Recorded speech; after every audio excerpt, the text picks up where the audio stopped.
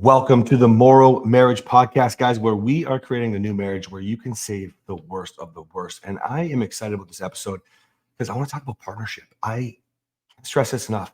Kathryn and I learn in one of two ways. We're going to talk about why peace is so important in the home. Stop trying to lead and make decisions all the time. You should not be proud if you raised your voice and screamed at them. No matter what. No matter what.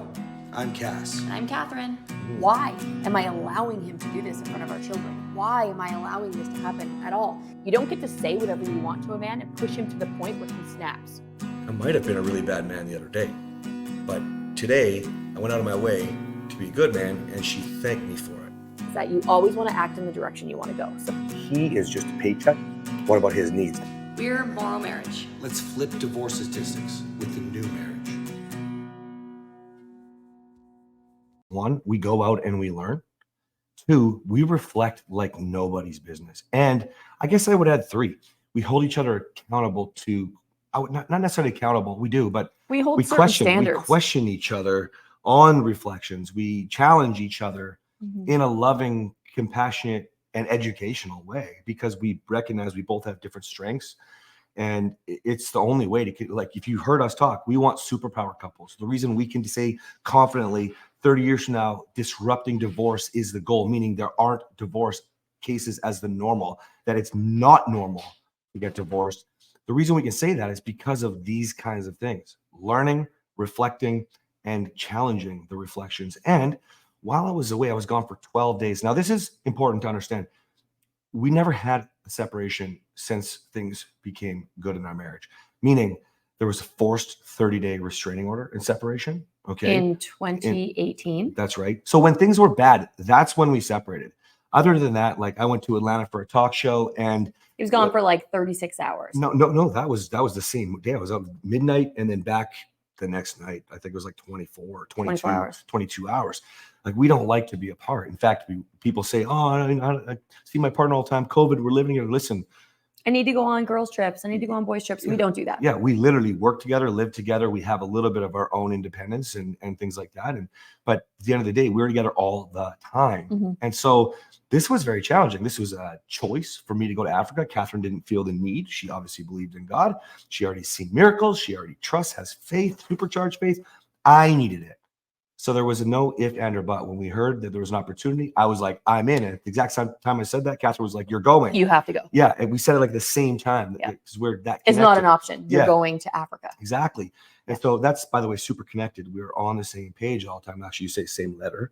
Yeah. Same page, same sentence, same word, same letter. That's right. So today I want to talk about reflection and learning. Okay. You had a pretty powerful reflection while I was gone. This wasn't just like, oh, I'm gone for a few days. I was gone for 12 days. We couldn't talk. It was a 61-hour trip to get to Africa with the planes, with the delays, with the transportation on the road. And it was a lot. And there was not good service there in Africa. I got a SIM card there and the internet still sucked. And like, it sucked. It sucked not being able to talk as much as we want to. And by the way, for those of you who struggle with insecurity, it's glorious to not have insecurity ruling you. Oh my gosh, that was a great reflection for me. I know a couple times because we didn't connect at night or something like that. The kids were with you or whatever. And like it still happens, guys, but you can check it, you know, but you had a pretty powerful reflection. And when I told the men on the trip about it, they were like, that is beautiful. That's literally how they put it. They go, that is beautiful. I like it if you could share with everybody, please. I'm really interested to see how you shared it for it to sound so beautiful, because it's not going to sound beautiful when I say it. Okay, well, I'll start first and then I'll see how I share. Yeah. Okay. So I did say to him at one point, because one of the things, we don't fight about a lot of things, but sometimes things will bubble up and it'll come down to partnership. It'll come down to, one of us not feeling it comes down to connection, and he needs to feel extremely connected to me. He's done a lot better. He just mentioned with the insecurities, but he does still need that heavy, heavy connection. He needs to be touched. He needs to be connected. And so oftentimes it'll be him feeling like I'm not his partner. And I need to be mindful of touching him and affirming him and all of those sorts of things for him to feel whole, that's what God made women to do. He's not supposed to be whole, right? I think Eve was made, I think. I don't mean I think. Eve was made from one of Adam's ribs. Therefore, he can't be whole unless he has Eve. He wasn't meant to be whole. Your husband wasn't meant to be whole without you. So that's sometimes why they have this burning desire to have you be their partner. And there's a lot of things that can get in the way with that, including children. Now, this is a different example because when he was gone, normally I would say on a day-to-day, I am a pretty good mom. I do lose my cool sometimes. Great mom. Thank you. I lose my cool sometimes, but it's not daily. It's every few days and it bubbles up, and then sometimes it's a little bit worse than others, but I work really hard. I'm intentional about being patient, being kind, giving extra chances, not punishing, loving, connecting. Can I get a teachable moment for men that are listening? Men that are listening, this is when, you think, well, I work and I provide and, that's your job. You take care of the home and the kids. What you miss, pick up what Kathryn just said right now. That emotional tension, that emotional drain that a woman goes through mothering the children day in day. Think about when you have a stressful day and your kids snap or they lose their poop, or you just want to fix them because they fell over and it hurt. And you have to understand, that's what your wife goes through.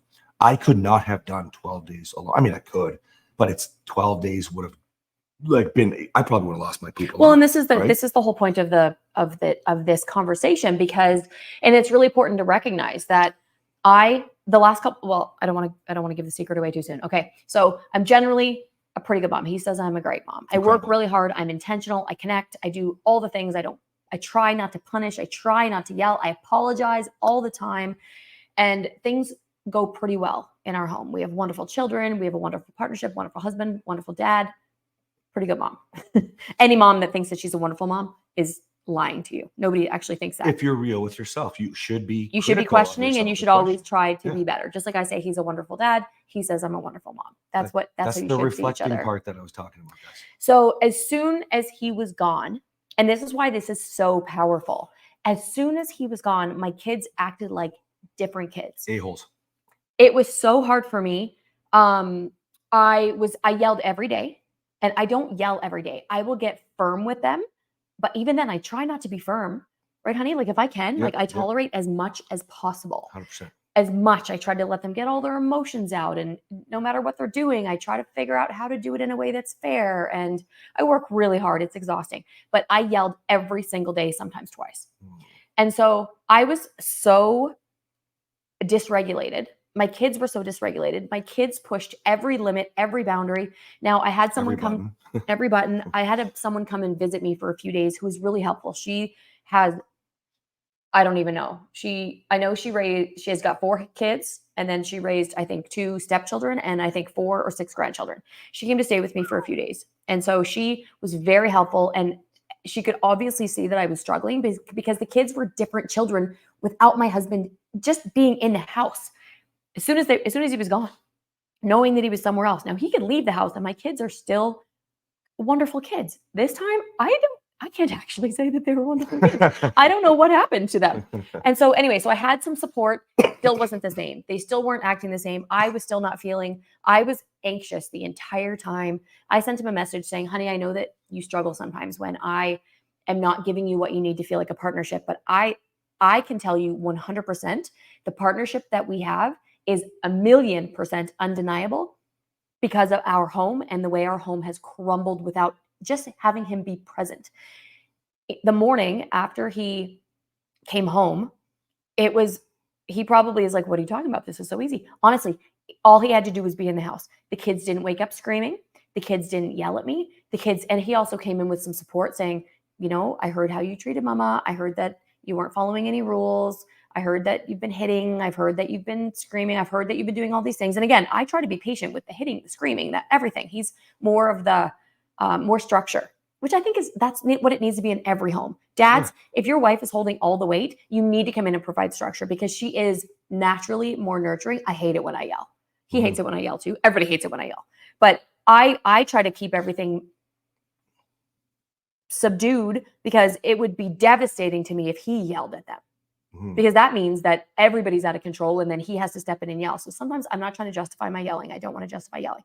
But as women, this is sometimes what happens. You bubble up and you get to that point of yelling where you don't, like, if he steps in and helps me and I don't want to say helps me like it's not his job, but I am the main childcare provider. So Sure. he is helping me with my role. Women, get off your high horse and let your husband help you, and stop getting offended when you say your husband is helping. He is helping. He's still a parent. But if you're the number one parent, let him help. Does that make sense? I think Yeah, that it word does. is so misconstrued because no, my husband's not helping, he's parenting. No, you're the number one parent, mothers, usually. He is helping you. He Yeah. is assisting you. It doesn't take away from his role as a dad. But anyway, back on track. Him being present in the home, coming in, just having the air of, they call him Dua's home.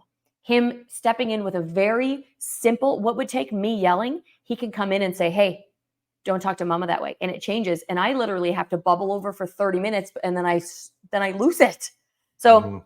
this whole partnership discussion is about, I think for me, it's showing the value in having that strong partnership that we have, but then also recognizing men. You have I always say women have so much power in the relationship to influence their husband, and they do. Mhm. When it comes to the family unit, wives, moms, you have so much power, you have so much influence, but you need to do what you need to do, whatever you need to do to get your husband influenced in this partnership. That is what is going to keep your family cohesive. Wives, you cannot do it on your own. If you are doing it on your own, bless your heart. I know some people don't have a choice. My heart is with you. Oh my goodness, I didn't realize how hard it was. But if you're not doing it on your own and you're focusing your energy on your children, stop. You need to focus your energy on allowing your husband and edifying your husband to be the man that he needs to be, because when he supports you in parenting, the whole house is different. And we talked about Christianity and God in the last episode. This is what God intended. The man is at the top of the food chain in the house. It doesn't mean that he rules with power. And I don't put my foot down on you. Like, no, he's there as a support. He's there. I have to look up to him because my children look up to me.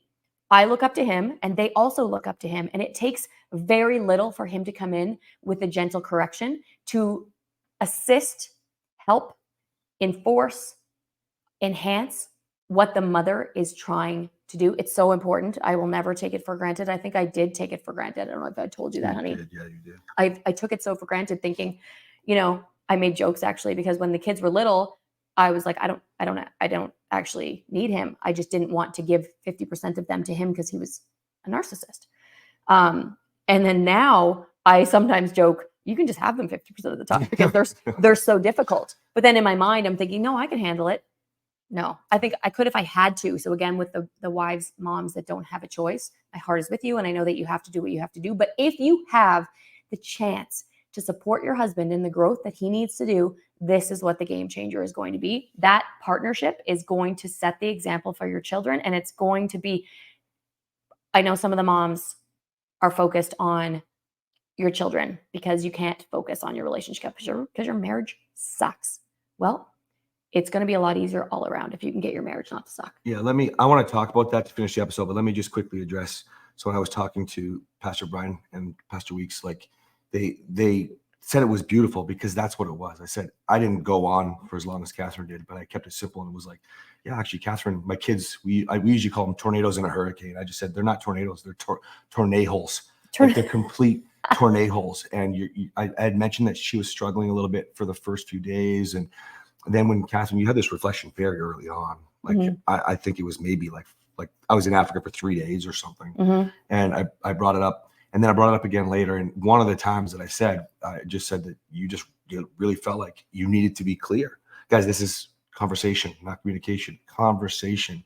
She was so clear. I'm sorry. I don't ever want to take you for granted again. I realize what it takes to be a partnership, and I understand how much you're involved, and I didn't realize. And I just relayed maybe a couple sentences to them, and they were like, that's beautiful. And it really is, guys, because in that's the edification she's talking about. That's the support, the lifting that brings me home, wanting to be the foundation, the pillar, the ceiling, the structured, safe container for everybody to have the sound structure to move forward. You really are supposed to lead, man. You really are supposed to. That doesn't mean I'm perfect all the time. There's lots of times where I am elevating and you'll put your hand on my back and say, baby, I got this, but because I can show up and do what she's describing, now she's able to have the pressure. I'll give you a really good example. sometimes she's, you guys have probably heard me say this before, but I'll come home or I'll be doing something. I'll put the computer away, whatever. And she'll just say to the kids, talk to Dua. It's like, not even talk to me. And I used to feel like a little disrespected, like I'm not your bitch or whatever feeling I was, nice guy bullshit in my head. But I realized something, and that was that she's just done. She's checked out. The thing where your wife goes to the bathroom for 4 hours, not like you men. You go fucking hide in the bathroom and play on scroll on social media or stocks, whatever. I don't go in the bathroom to hide, by the way. Maybe No. I should start. I've heard it's a good strategy. Well, it's better than going to Mexico. I thought she'd be in Mexico when I got back from Mexico. I Kids are considered from it. here. My point is, like, many women do. I learned this from having the gym and training so many women for so long. Many women go hide in the bathroom. You need to be the foundation, the pillar, and the ceiling. Provide the home where in the relief, I'll call it relief because it is helping. I teach men. It is. Get off of your Yeah. high horse about how men need to be the same as women with parenting. You need to be a parent, but there are different roles. Well, Stop saying they're not. I teach men, do not say that you're helping. I tell them to think about being involved. That's because women are making it difficult. And it's because it's easier for them. You might not agree. Go look at my social media. Anytime it comes up, help comes up, there's like 30 women on a viral post instantly saying, it's not helping. You're not babysitting, blah, blah, blah. Just listen. It's a perfect analogy. Yeah, if what you're doing isn't working, maybe you'll need to listen to us because I'll tell you, especially Yeah. after 12 days of absence, what we are doing does work. And he does help me because he recognized I've wanted to be a mama my entire life, like most women, right? How many Mhm. baby dolls did you raise? That's right. So many. And So- how many kids did you babysit when you pretended to be their mom and you play house with your little kids and you're the mama? I mean, maybe you didn't, but I did that when I was babysitting. We used to play little games. So just stop arguing with it. It's not working. If you're getting on his social media and you're arguing about how it's not help, that's because he's not actually being involved. If he was being involved, the word help wouldn't have gotten bastardized. It wouldn't matter. You wouldn't be caring about babysitting because that's kind of what it feels like. You're babysitting. If you're at work all day long and now you're with kids, it's what it feels like. Don't fucking call it, it has to be parenting. Who cares? Who Because cares? if you're actually a partnership, you don't feel that way. Now, I want to just end it with this. At the end of the day, the bottom line is quite simple. You need to want a partnership like this. The emotions that we're talking about that need to be managed with your children. The reason why your marriage sucks, there's so many things you're looking at. You always look for, oh, this is the problem over here. This is the problem over here. Listen, nobody does well in a tense atmosphere. Think about it. When things are great and somebody you don't like walks in the room and it's tense, what's the atmosphere like? You're not having fun. So get off your high horse and recognize this is a priority. That does not mean your children are the priority. It means your relationship is a priority. And you can manage those emotions the best way you know how as a partnership. Then the tensions relieve and the energy starts to come up. That's why I say on the rejection ladder, energy is the bottom rung. Where do you think? I don't make this shit up, guys. I just figured it out. Use it. Actually, I do kind of make some of it up. But anyway. You have your own stuff. Yes, right. All right, guys. And because he did come home, I didn't have to rehome any of my children. Yeah, they're no longer for sale. The marketplace listing is gone. All right, guys. See you next time. If you guys are getting value, please leave a review. We need your support because we want to reach more people. Appreciate you guys. See ya.